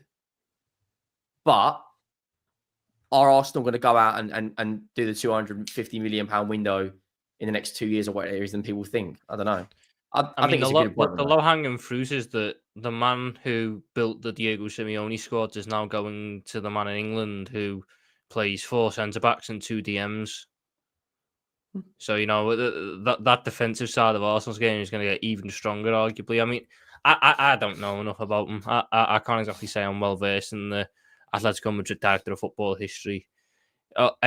He seems to have done some decent ones, but then you've got your Joao Felix's and your Thomas Lamar's, which stick out as, the big punts which haven't worked out. So you weigh it up like that. I think the big thing for Arsenal is he seems a strong personality, which is what they needed. They couldn't have a director of football who was a yes man to Arteta. They couldn't just become Arteta FC, where everyone is subservient to Arteta and does exactly what Arteta wants. But you can handle Simeone, though.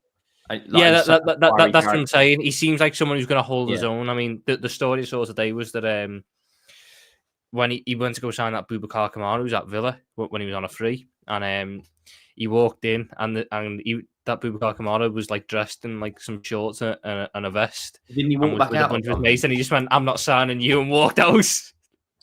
Yeah, he's clearly setting his ways, which is what Arsenal need. They need someone to be that sort of different voice to Arteta, to sort of tell him no if needs be and push him in the correct direction, and mainly utilise the scouting infrastructure that Arsenal have, because they're a top club who will have a top infrastructure. So I think it's the right way forward. It'll be interesting to see what kind of profile he's after and what kind of way Arsenal want to move forward this window, because it's a big one forward. Could it not also be a bit of a, if Arteta doesn't do what he thinks he will do and we'll get rid of him, we've got now a link to someone who could do a better job in the future? Just posing that potentially. Because you think Simeone? Because Simeone. I'm just saying. But that's how it makes David. That's how they should be thinking. That's how they should be thinking, David. Yeah. This is. I look at this as win-win for Arsenal. He's going to come in, be that brilliant man that he's been at between the owners and the manager. Keep everything on point. Keep the standards high. Make sure the manager's doing the right thing. Ensure they're looking for the right kind of players to make things work. But if they truly give him the authority that he deserves, if Arteta doesn't get over that line, he has the ability, the authority, the pull to go and find someone better. Maybe even the man a lot of Arsenal Arteta's haters want in Diego Simeone. Maybe there's a chance if he does want to leave Ati. But I also think where it's win-win is, say they don't give him the authority and Arteta has been given too much power, and 3 months in he walks away. I think it's not just a theory then there's a problem. it's something they can really sink their teeth into and hone in on the owners and say, well, this ain't right. Because the one thing that Arteta said that never sat right with me, really, at first it didn't mean too much. And then the more I listened to other people's opinions on it, I thought you got a great point here, was this element of him being involved in picking who essentially should be his boss, or at least he's kind of co-equal. And I don't know about very many working environments where you get to pick your own boss or co-equals. That's normally done by somebody superior to you. And I think that it's important that hierarchy is in place, I think, in the modern day game. Because no disrespect to Arteta, I don't think there's very many head coaches and managers that are particularly great at picking players and scouting. Pep delegates all of it and is very open about it. Most Liverpool fans would be honest and say that when Edwards left and Klopp got more power, a lot of those transfers, or at least the utilization of those players, wasn't where the hit rate got worse. The standards were. So I just think this is a win-win for Arsenal, really. And it's, as I say, it's gutting because I was hoping to see someone like Alexander Hleb was linked to the move and players. And I just Thomas Rosicky. They were thinking that Thomas Rosicky back in. That might have been the one. You know, someone that's a friend of his who might just sort of, you know, kiss the ring a little bit. I don't know. This is a little bit worrying for me personally, because what I'd like to see in the next few years is all of the top teams fall off a little bit, because that might be the easiest way for us to catch up with you lot, is if everyone falls off. Not United improve. Everyone else get down to our level. We're not going to get to your level, so you'll have to come down to ours. That's it. That's how I view it. I want to shout out, by the way, and thank Don Hussam, the Don Hussam. Thank you, Luke Skywalker, Red Gorilla, that all gifted 5 memberships. So 15 memberships were gifted out. Thank you to TJ Colbert, who's become a member today. I also followed suit and gifted some memberships out as well. So that's 21 memberships that have been given out 20 memberships that have been given out during the stream. So thank you to each and every single one of them who's done it. Abraham here says, I hope Berta gets us Gyökeres so we can 4p second. That's quite funny. Joshua Jack, this is a little bit earlier he put this in. He said, play to their strengths. For example, Mainu, he's good in the 10. What did he do the next game as a false 9? Like, what the F? So on that first bit, I agree that's a mistake. That the manager was trying something to see whether or not it would work. That's, for me, I'm not losing my mind over that. The problem then is that we lost him to an injury. Would we have seen Mainu in this last few weeks with the Ahmad injury more in a 10 position? I think we would have done. Tried him in the false 9. First 10, 20 minutes of that game, we actually were opening them up and it was looking okay. And then it fell apart and didn't work. And look, I've seen the greatest managers of all time try these things. So I'm not going to say that was it was a mistake, but trying it wasn't a mistake. It just didn't work. A mistake would be trying it again and again and again, and he hasn't done that. So I hear your point on that, Josh. And again, I see where you're coming from. If you think that those are the reasons, as to why you think he should go, fair play to you. I'll respect that opinion. Of course, Arsenal play PSV this week. It really is, Kate, win or bust really for Arsenal at the moment. It's win this game, keep their season alive. How do you think they're going to get on with, the last couple of matches? They've looked really toothless. Been very, very difficult for them to break down their opponents. They've not been able to, and when they have done, they haven't been able to put the ball in the back of the net. But they go away tomorrow night, 8 p.m. in the Netherlands against Eindhoven. How do you see this one going? Well, they're not in the best of form either, PSV, as far as I'm aware. That I think they beat Juventus, and then aside from that, they're not in great form. But I do think they're scrape it a 2-1, maybe against Arsenal, 2-0, 2-1. The thing with Arsenal is I just don't know where their goals are coming from. I know Marino was played up front and he scored, and then since then, like you say, they've looked a bit toothless in front of goal. So, I'm going to go for 2-1. I think PSV haven't lost a game at home in the Champions League for so long, or something or another. So, but it could be anything. You just don't know with Arsenal at the minute. They're still without loads of their players, I think, till the end of the season. So I hope they lose. I hope they lose 4-1 as well, but I just don't see it happening. So I'll go 2-1. I'll be more sensible this time and go 2-1. Oh, so it's just us that get the wrath of Keys. Well, it's just us that have to deal with the crap Wednesday night. I'm cheering Liverpool to win the league this year. I just got a feeling that PSG are going to turn you over. It would be a freak result, wouldn't it? Let's be honest. Like, it would be absolutely outrageous. But we get these freak results, Yeah, exactly. So there we go. I think The Arsenal game. I think Arsenal are in trouble. Bakayoko up against. I mean, he's in absolutely insane form this season. Maybe not in terms of his output, but his performances have been good, and he can play across the three. I think Arsenal go and play this like they did at Atalanta and Inter, and go for a 0-0, and try and just sit back, try to play on the counter, use Marino to hold the ball up. I just think. I said it on my predictions earlier. I think PSV win 1-0. As much as the Arsenal fan, and I think would Arsenal take that? I think a lot of Arsenal fans would. It's only one goal going back to the Emirates because let's be honest, if PSV for whatever reason get an early goal, I think. You don't need me to say it again. I'll keep speaking. You'll understand. When you look at Rooney, and listen to that, Terry.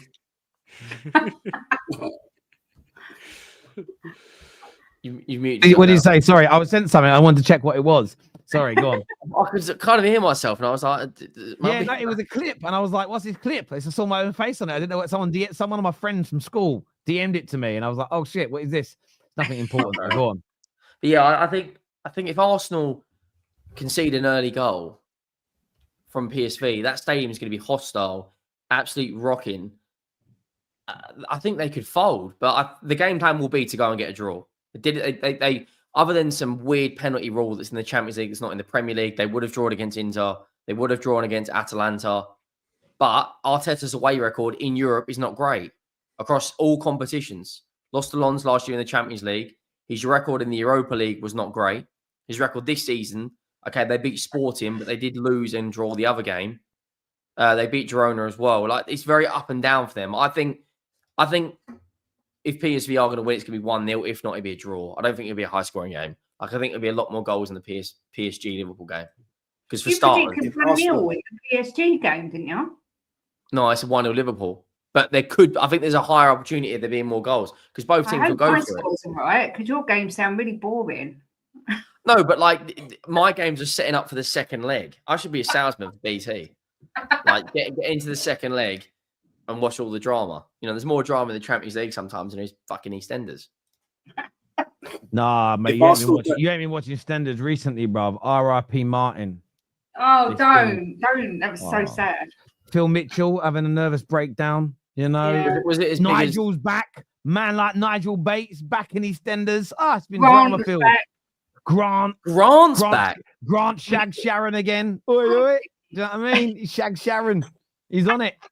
He's on it, mate. Jesus. I'm going back to East London next week to chance my arm. Do you know what I mean? I'm going back. I mean, I'll stomping ground, see what happens. I hope no one crashes into a pub, though. Do you know what I mean? It's I'm going back. I'm going back. It looks like fun going home.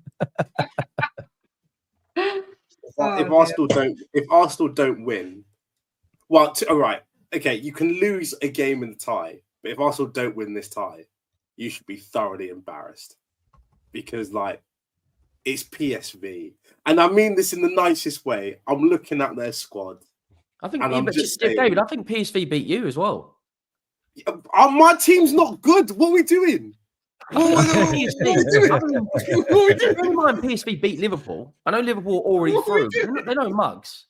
I mean, they beat us, but we were playing Andy Robertson at centre back. All I'm saying, Henry, if you're gonna parade round like you lot are the best things since sliced bread, you've got to beat PSV.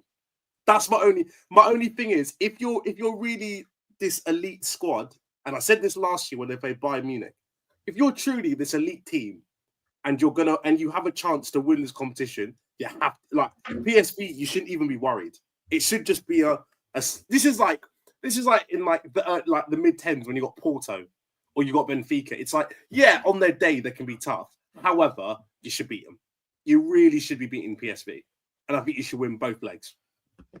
Flat out. So you think it'd be an upset if PSV win? Yes. Looking at the state of that Arsenal front three. Perisic is starting, bro. Come on. What are we doing? Perisic, Noah Lang. Noah Lang was like playing for Club Brugge a couple of years ago. Like this is not a serious team. Malassia's playing football for them. Come on. This is what we're doing. Perisic is pedigree, by the way. Like Perisic just won a couple of Champions Leagues. I'd take Perisic now. He's one of the best crosses of a ball we've had in years. Yes, but what does that say about you? Don't. Perisic was all right, mate. He could play midfield, left wing back. The thing is, I get what you're saying, David. I've got a bad feeling for Arsenal though over this tie. They look. I don't know how to say this in the right way because I don't. Sorry. Shit. yeah, that's the basic way. They have looked shit in the last couple. They've looked toothless. They've really toothless. But it's more than that. There was just almost. If they score with one of their early chances, I think they'll be okay. But the longer that Forest game went on, the longer the West Ham game went on, and I know they were losing in the West Ham game, the belief slowly but surely drifted from them. And I just feel there's almost like a resignation within the team. So we just can't get over that line. Not ever, but without Saka, Martinelli, Kai Havertz, Jesus in the team, I think they're just feeling it now. I think what he's got to get right tomorrow, I think Marino should start on the bench. He needs to utilize him like Scott McTominay was used for Man United last season. Impact player from the bench, last 20 minutes, cause some chaos if needed. Watching him in the last two matches, he is such a midfielder playing as a striker. McTominay couldn't play as a striker, but you could throw him up there when we needed a goal. And he scored every now and then. I think that's what he's got to get right. I think and I know it's hard because they don't have very many options, but I think actually start off with the team that the front line you started with against Leicester, and then bring him on as opposed to starting him. But that's it. That's it for me because they need to keep their season alive, and it's important too because it's only a couple of weeks until the international break, and then Martinelli's already on grass. Like they could do with him coming back. To see when Saka's there. If they're still in it when those players come back, there's a possibility. Because I do think, looking at both games, if Saka and Martinelli were fit against West Ham and against Forest, I think they could have beaten them. It wasn't like they were. So Arsenal fans may view it differently. It's their team and they're frustrated and angry. I felt like they had the abundance of openings and opportunities in the game. And I thought against Forest, they actually had some decent chances. They just didn't take it. But my gut feeling tells me they're going out, Arsenal. I think they're going to go out. I think they've got a real problem. Just because PSV will score a goal or two, especially that home leg. I don't think Arsenal could outscore PSV if it comes down to it. I think if PSV take a 2-goal lead back to the Emirates, I don't see Arsenal overturning that just based on I don't know where the goals are going to come from. Unless PSV have an inability to defend corners, I don't see where Arsenal are getting 2 goals from. They look so predictable and so easy to defend against. This tie has ultimately come at the worst possible time for them. I know that they had a little bit of joy against Leicester with Mikel Merino, but I'm going to say something groundbreaking here. When a team has a week to defend, to prepare to defend against Mikel Merino, it's quite easy to defend against a guy whose only attack is back post cross. If your defender knows how to defend a back post cross, Mikel Merino is about as useful as a wet paper towel up front. He doesn't do anything. He's not going to score you a goal. He's not going to threaten a defender. So then Arsenal are back in the same situation where they've got no threat. I just don't see, unless a Martinelli is somehow fit at any point across these 2 legs, I don't see how Arsenal get enough goals to go through. Because I just don't see how they stop PSV scoring. I know they're good defensively, but PSV, especially with the wave of momentum they've got in the Champions League, they just knocked out Juventus last round in extra time, and that was a big one for them. I can see PSV getting 1 or 2, and then we're in the same situation again where Arsenal are invited to attack. If anything, it'll leave them open to the counter, and Bakayoko on the counter attack. De Jong up front, he's a good hold up option. I just think PSV might end up being too bad of a matchup for Arsenal at this point in the tournaments. They almost need to come up against someone who wants to defend first. PSV wants to attack. PSV wants to put the front foot forward and try and score goals and go toe to toe against these teams. And I think that's the one thing Arsenal can't necessarily handle at the minute. They almost need teams to be scared of them despite not having a striker, and then take a 1-0 off a set piece or something. I don't think PSV are going to give them that. and then that'll the meltdown that'll cause in the Arsenal fan base afterwards. Oh my god, the investigations and all that. I don't think we'll see anything like it for a long time. The director of football's job will be called for, and he hasn't even taken over yet. They'll want someone's head. That'll be his. I don't know. Do you know what I think? If Arsenal do go out, I think you will get the people that thrive when Arsenal are doing badly will be on it again. And in fairness to them, it's what a lot of social media has become. Some might put me in that category, so I'm not sitting here throwing stones in the glass house. It's fair.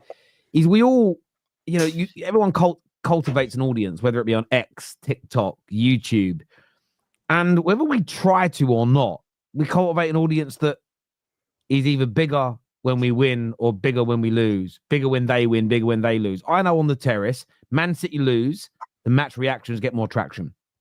I know if Arsenal, Chelsea, Man United win, the audiences are anywhere between a third to double the size compared to when they lose. Liverpool is fairly consistent as an example. And who are the other team? Tottenham. We only really get good views when they lose, right? Outside, and that's the way it is. And I know that, and it just is what it is. And it's been that way actually since about 2020, if people go back and look. And what will happen is, say loads of teams are doing well and Arsenal lose, there'll be massive numbers, but that's the rivals jumping in. Right now, like yesterday when United lost, I expected more people watching, but then I realized in there, everyone's heart of hearts, Chelsea and Arsenal and Spurs fans all feel pretty much in the mud anyway. So there isn't the glee from having a pop at people. So those Arsenal fans, if they go out, will jump on it because it is their chance to say, I told you so, I was right. Please come follow me. I know my club the best. Listen to my opinions. And all's fair in love and war. And it's fair enough that people do that. It is what it is. Because if they go and win, there'll be a different group that will say, we told you we were right. And it is what it is. But I think most Arsenal fans are now resigned to the fact that with the injuries they've got, the season is pretty much over. Even if they get past PSV, then they're up next against Real Madrid or Ati. And if they don't get Martinelli and Saka back by those games, I mean this with all due respect. I don't see how they get past them.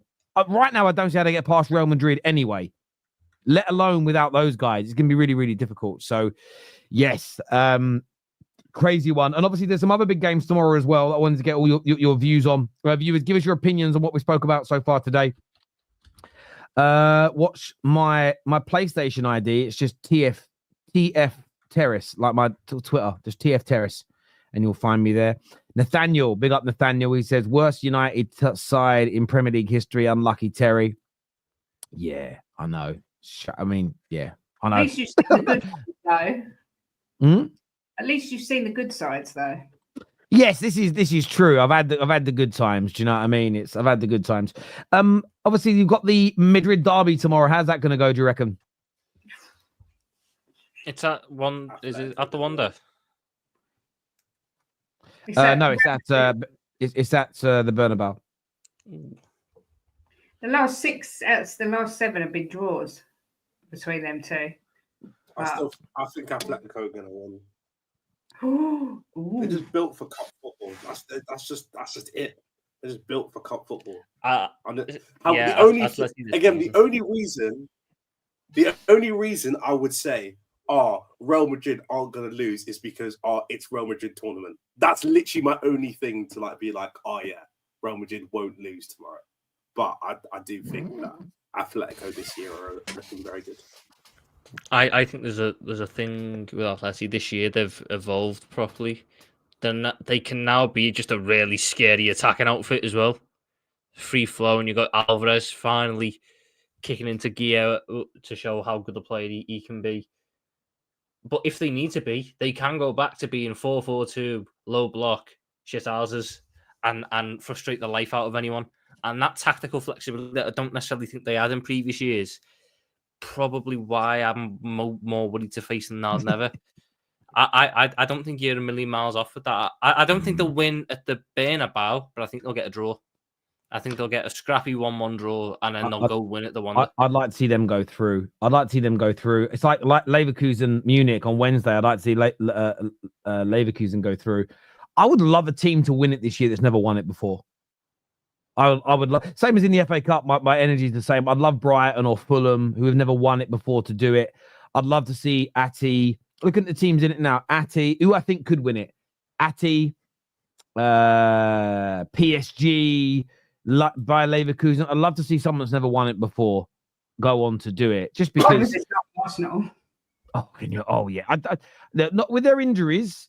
Again, it doesn't bother me per se if Arsenal win it. They're nowhere near our 3. I just can't see him doing it now. If they had a fully fit attacking line, maybe, but I just don't see him. But yeah. What about the German game? You watch a lot of German football, David. What do you reckon between Munich, Leverkusen? It'll be a good game, actually.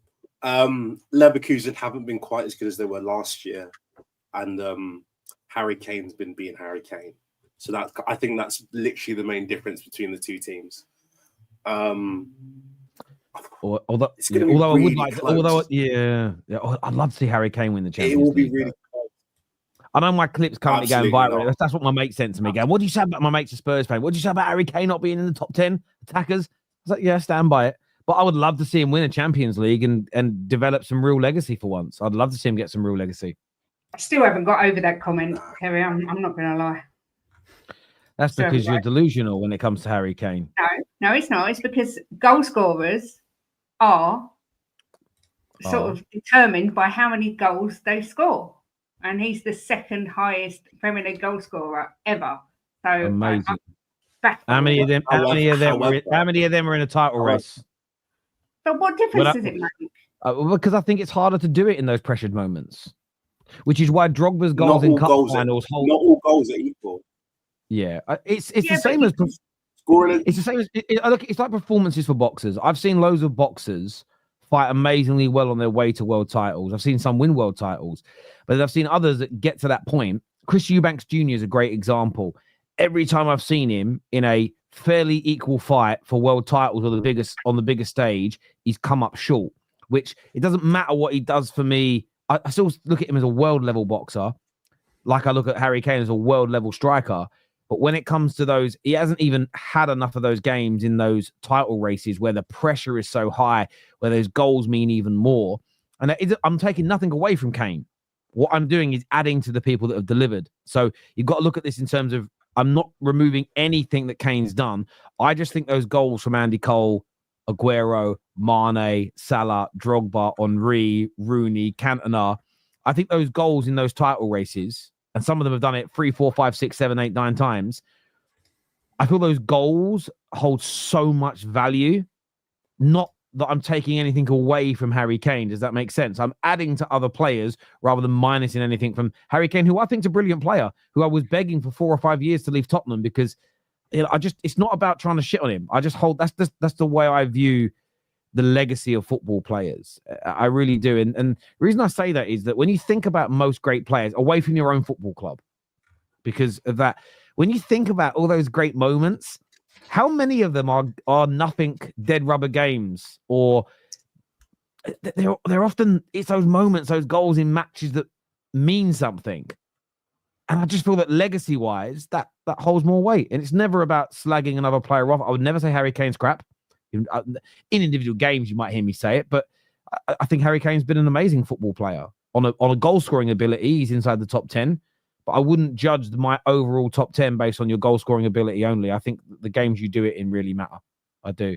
And that's why I'm just gutted he was a Tottenham player. I wish he played for anybody else in the top 6. I also think now him winning the Bundesliga has less value because he didn't win it first time round. Personally.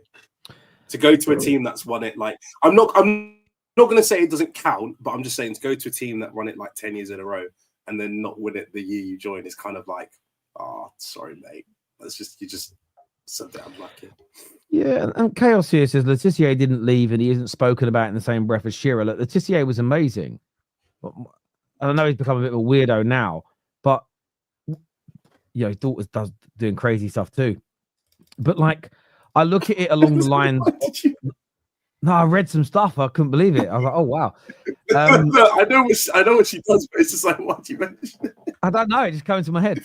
But I just sort of look at it along the lines of, the older I've got, the more I look at it and think he was brilliant. and I know he did it in relegation battles, and there's pressure in that as well. I just look at it and think to myself, all the other great players, like 99.9% of all the great players we speak about in history, we speak about their consistent brilliance. But when it comes down to the examples that are used, it's what they did in title runs, what they did in World Cup games, what they did in finals and semi-finals. So I hold on to that because I believe it's true. What I don't then do is yield on that because a certain player was really technically brilliant and we all loved him, or yield on that because someone scored a lot of goals without delivering in those same moments. I just apply the same metric to everybody. And like I said with Kane, in terms of his overall legacy, if he wins a few Bundesligas, he wins that Champions League this year as an example, he wins international trophies with England, which is still theoretically doable, my whole stance changes. I won't suddenly move the goalposts. I'm consistent. By the way, Man United players have actually won some trophies in the last few years.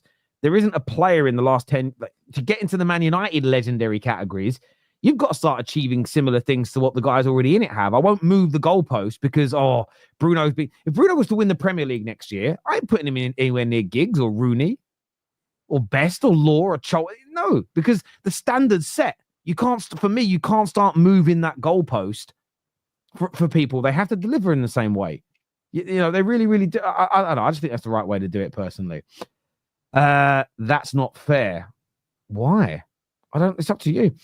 Terry, we were linked to, we were linked to Verts. We have a chance to get him in the summer alongside City and Madrid. Yeah, brilliant player. I think really, really brilliant player. Look, I want to thank everyone who's tuned into the show tonight. We're back tomorrow with more content, as you all know. So we'll be back tomorrow, straight facts in the afternoon with Potsy and LB. And then in the evening for the match reactions. This video is going to redirect you to A-listers. So go and check out Hassam's channel now to watch that. I'm live at 8 p.m. on the United stands. If you want to come and talk Manchester United, we're going to be over there tonight. I'm covering for Mark as he is away. So if you want to come see me over there on the United stand, please feel free to. Until next time, thank you to my panel. Thank you to all of my super chatters, especially the people challenging me. I love a bit of challenge on the terrace. To all the new members tonight as well, thank you to everyone who gifted them, everyone who signed up to the membership. It's humbling every time you do so. Take care, goodbye, God bless, and I'll see you all again soon. Peace.